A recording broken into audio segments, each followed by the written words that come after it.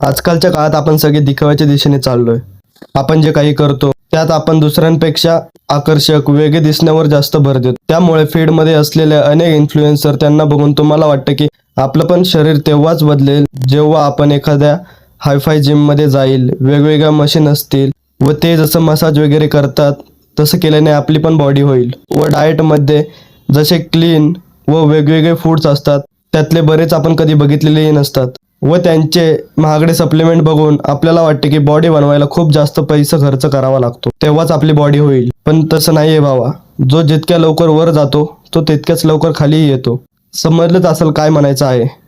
Body ही एक दिवसात होत नाही. ही अशी गोष्ट आहे ज्याला टाइम द्यावा लागतो आणि बॉडी बनवायला कन्सिस्टन्सी, डिसिप्लिन हे जास्त मॅटर करतं. मान्य आहे बॉडी बनवायला पैसा लागतो, पण आपण जेवढा बघतो तेवढा नक्कीच नाही. खर्च किती लागतो हे तुमच्या गोलवर डिपेंड करतं.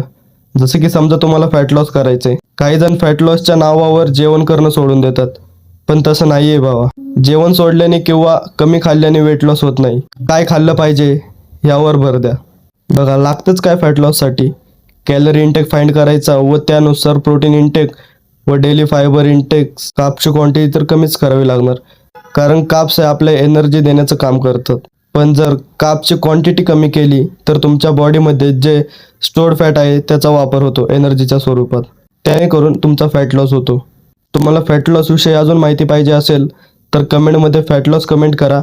अजून व्हिडिओ अपलोड केले जातील. So welcome to the skin to aesthetic body transformation day 16. तर आज आपण क्वाड फोकस लेग वर्कआउट करणार आहे. Front squat 4 set till failure, leg press 4 set, leg extension 4 set till failure, calf raise 4 set till failure.